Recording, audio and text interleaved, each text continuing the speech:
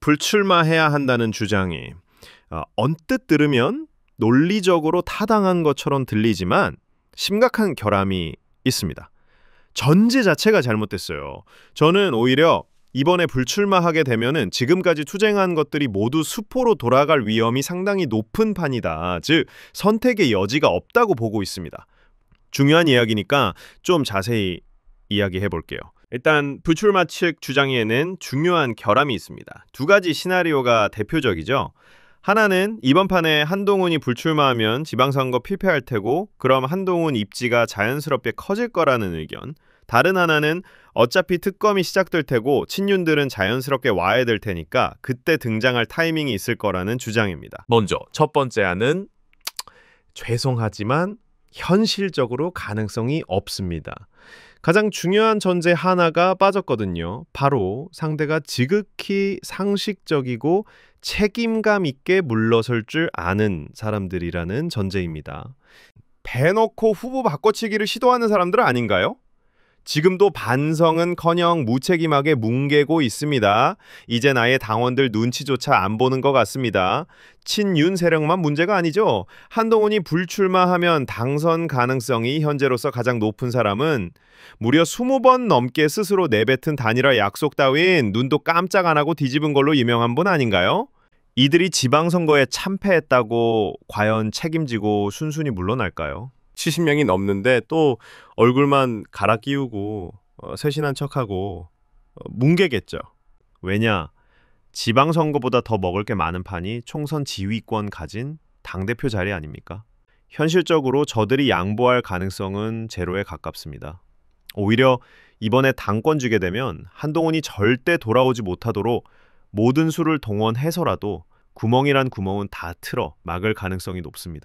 실제로 비교적 최근에 정치판에서 이 시나리오대로 움직였다가 완전히 개박살이 난 사람이 있습니다. 바로 이낙연입니다.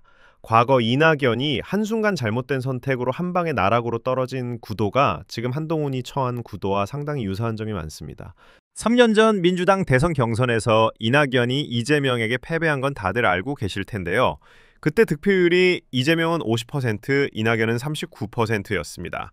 득표율만 보면 이낙연이 참패한 거라고 생각하시겠지만 사실은 이낙연이 이길 뻔했습니다. 이낙연이 민주당 경선 과정에서 대장동 이슈 터트린 거 아시죠?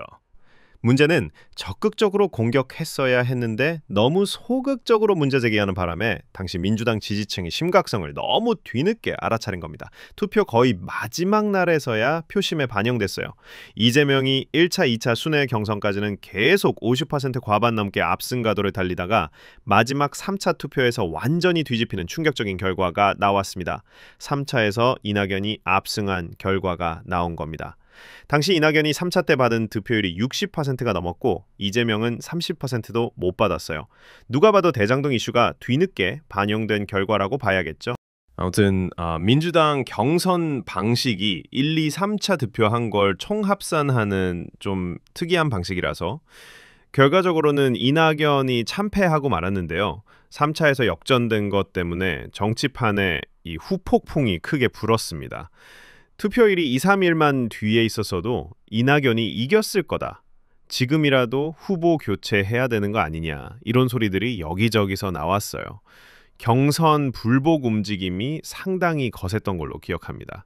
설상가상 그렇게 본선에 진출한 이재명이 결국 0.73% 차이로 패배했죠. 자, 여러분이 당시 민주당 지지자라면 0.73이라는 숫자를 보고 무슨 생각이 들었겠습니까?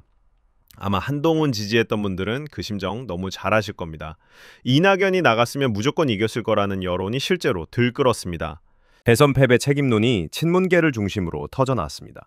당시만 해도 민주당에는 친문 지지층이 꽤 많았거든요. 그 사람들이 이낙연을 지지했던 건데 적어도 지금의 한동훈 지지 세력보다는 숫자가 많았을 거라 생각합니다. 즉, 당시 이낙연이라는 인물은 이 세력 규모나 당내 인지도나 영향력 등 여러모로 따져봤을 때 결코 쉽게 정리될 사이즈가 아니었어요. 이게 핵심입니다. 오히려 지금의 한동훈보다 규모가 컸을 수도 있어요. 심지어 직전 대통령이 밀어주기까지 했습니다. 그런데요. 그런 이낙연과 비명계들 다들 어떻게 됐죠? 궁지에 내몰려서 쫓겨나다시피 다들 탈당했습니다. 어쩌다가 그 지경이 됐을까요? 저는 이낙연이 당대표 선거에 불출마하면서부터 두 사람의 운명이 갈렸다고 생각합니다. 당시 대선 직후에 민주당도 당대표 선거가 있었거든요.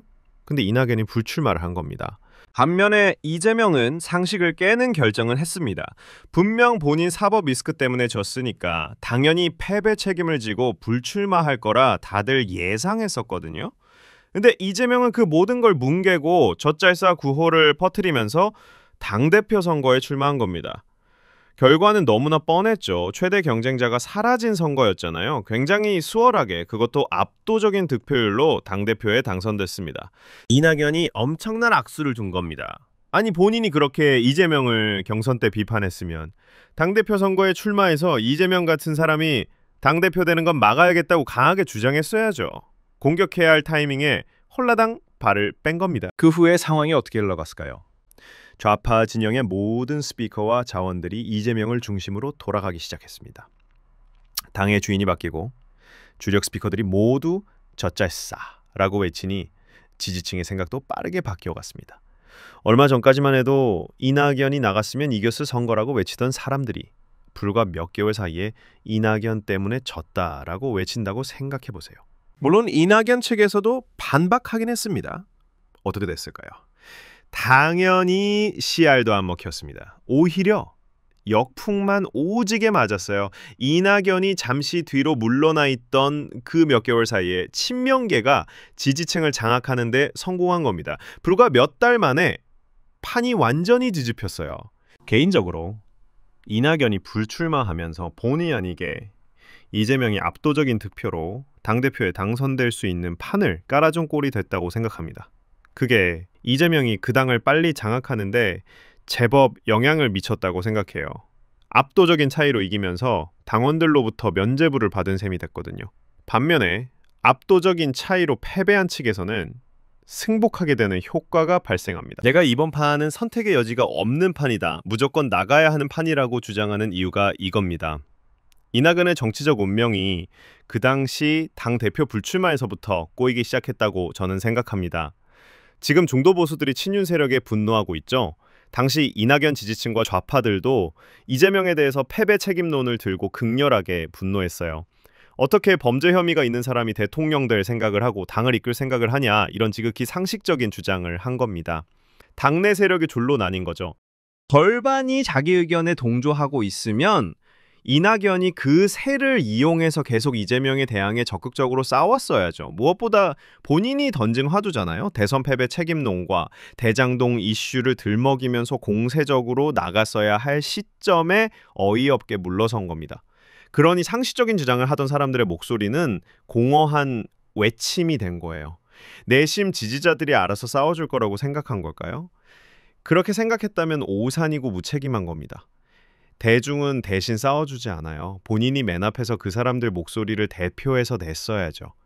정치 리더의 기본이 안 돼 있는 것 같습니다. 비유하자면 전쟁터에서 병사들은 다들 피 터지게 싸우고 싶어서 안달이 나 있는데 갑자기 지휘관이 슬그머니 혼자 쏙 빠져버린 겁니다. 지휘관만 믿고 있던 병사들이 어리둥절 우왕좌왕하다가 결국은 그 소심한 리더십에 실망하고 이재명에 승복하게 된 거다. 전 그렇게 생각합니다. 이낙연과 한동훈은 거의 모든 면이 정반대인 인물입니다. 정치적 역량이나 잠재력, 정치적 퍼포먼스, 정치 센스 같은 부분에서 한동훈은 비교 불가, 대체 불가인 인물이죠. 그럼에도 이낙연 사례를 들고 온 이유는 상황이나 구도, 타이밍 같은 것들이 정치 판도를 뒤집을 때가 많기 때문에 유사한 패턴에 빠졌을 때는 조심해야 한다, 이 말씀을 드리는 겁니다. 이낙연이 왜 불출마했는지는 저야 잘 모릅니다.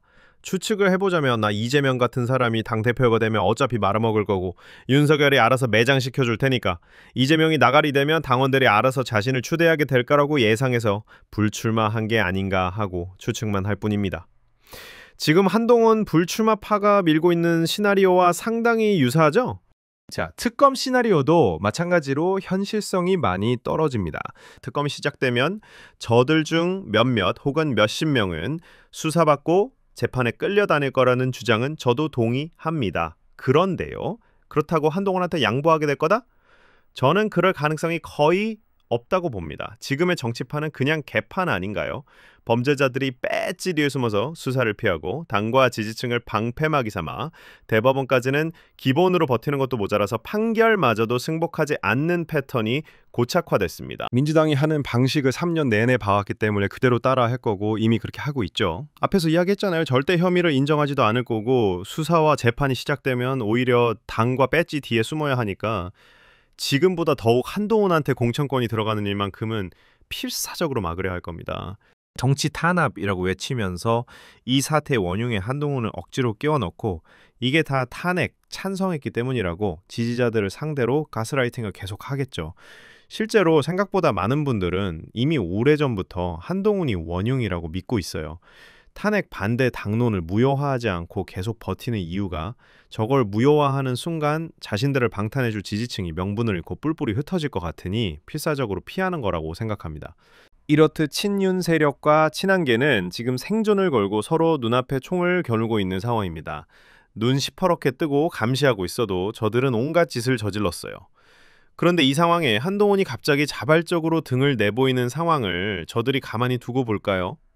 친윤 세력은 바보가 아닙니다. 등 돌리는 순간 바로 쏴버리겠죠. 지금까지 한동훈과 친한계, 그 지지자들까지 눈치 빠르게 방어를 잘했기 때문에 아직 살아있는 거지 웬만한 정치인이었으면 이미 정치 생명 끝났을 가능성이 매우 높아요. 이준석 보십시오. 얼마 못 버티고 울면서 나갔지 않습니까? 지금은 물러설 때가 아니라 오히려 더 적극적으로 노골적으로 공격해야 할 타이밍이라고 생각합니다. 친윤 세력이 무리수를 던지는 바람에 자기들 스스로 궁지에 내몰렸습니다. 여론도 언론들도 쇄신의 힘을 실어주고 있는 상황인데 맨날 두들겨 맞다가 겨우 전세가 역전되고 나니 갑자기 후퇴하는 건 최악입니다. 회복 탄력성은 친한계보다 친윤 세력이 좋기 때문에 똑같이 쉬어버리면 저쪽이 회복하는 속도가 훨씬 빠르겠죠. 지금 이 상황을 방치하고 한동훈이 불출마하면 어떻게 될까요? 일단 김문수가 과반 이상의 득표로 당선되겠죠. 압도적인 표차로 당선되면은 젖잘싸 주장이 사실이 돼버립니다. 그리 되면 대선 과정에서 지원 유세 제대로 안 한 사람들에게 역풍이 불 수도 있습니다. 이재명을 받아들인 순간 이낙연에 대한 민심이 한순간 변한 것처럼 말이죠. 청년 떨거지들은 새로운 숙주로 김문수를 선택할 가능성이 높습니다. 왜냐면 저들은 지금 당장 친윤이라는 간판을 세탁하고 싶어하고 김문수는 당내 세력이 필요한 상황이니까 두 집단이 서로 가장 필요한 걸 갖고 있는 셈입니다. 지방선거 이후에 내다버리고 다른 숙주로 옮겨간다 손 치더라도 지금 현재로서는 임시방편으로 김문수를 이용할 가능성이 높습니다. 그렇게 친윤과 문수계의 결합이 완료되면 상황이 지금보다 더 안 좋아집니다. 이제 한동훈과 친한계는 더 이상 정치적으로 친윤 세력을 건드리기 어려워지거든요. 결합이 끝났다는 건 친윤이 해체됐다는 뜻입니다. 실제로는 명백히 존재하는 세력이지만 표면적으로는 존재하지 않는 세력이 됩니다. 그럼 친한계는 형체도 없는 유령과 싸워야 돼요. 그렇다고 김문수 진영을 직접적으로 저격하기도 어렵습니다. 왜냐? 김문수 전매 특허. 아무것도 모른다는 표정 지으면서 우리 당의 친윤이 어딨냐고 한동훈이 황당한 소리를 한다고 할 겁니다. 자, 친윤 세력은 숙주를 갈아타서 형체를 숨겼고 윤건이도 없고 설상가상 저들의 결합이 완료된 시점에는 대선이 끝난 지 몇 달이 좋게 흘러버린 시점입니다. 그때가 되면 친윤들이 지금까지 저지른 잘못들은 그야말로 캐캐묵은 과거사처럼 대중이 인식하게 되겠죠. 불과 몇 개월 사이에 상황이 완전히 바뀌는 겁니다. 저들이 지금 새신 요구나 당원 여론조사도 피하고 모르쇠로 버티는 이유가 뭐겠습니까? 판이 바뀌길 기다리는 겁니다. 판이 바뀌면 지금 친한계가 공약 포인트로 잡고 있는 것들이 전부 사라집니다.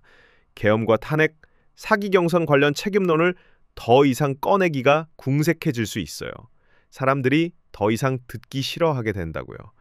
친윤이 어쩌고저쩌고 꺼내는 순간 이제 그만 좀 하라고, 시끄럽게 하지 말고 그냥 나가라고 역풍이 불게 될 가능성이 상당히 높습니다. 제 생각은 그렇습니다. 한동훈이 출마하지 않으면 사람들은 개혁의 필요성을 빠르게 잊어버리게 될 겁니다.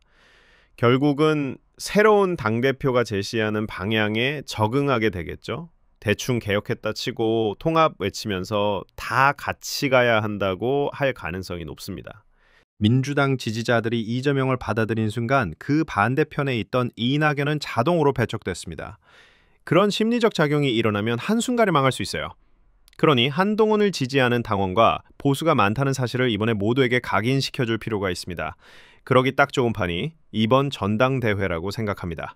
한동훈은 좋든 싫든 이번 당대표 선거에 출마해서 개혁을 화두로 당을 떠들썩하게 만들어야 됩니다. 뭔가를 얻으면 당연히 좋겠지만 갖고 있는 걸 지키기 위해서라도 출마해야 됩니다. 사람들 관심이 쇄신해서 엉뚱한 곳으로 돌아가기 전에, 이 불씨가 꺼지기 전에 요리를 끝마쳐야 됩니다. 이 불씨가 꺼지기 전에 한동훈이 개혁을 외칠 수 있어야 개혁 구호가 계속 힘을 받지, 출마가 늦어질수록 점점 개혁 이야기는 쏙 들어갈 거라고 봐요. 지금 한동훈을 배척하려는 세력이 구체적으로 존재하는 마당에 정치반만 수십 년 먹은 사람들이 정치 생명이 간당간당해진 상황입니다. 문 걸어 잠그고 필사적으로 항전하겠죠. 안타깝게도 대중은 금방 잊어먹습니다. 지금 우리 보수가 분노하고 있는 이슈도 여기에 계속 기름을 붓지 않으면 조용하게 묻히게 될 겁니다.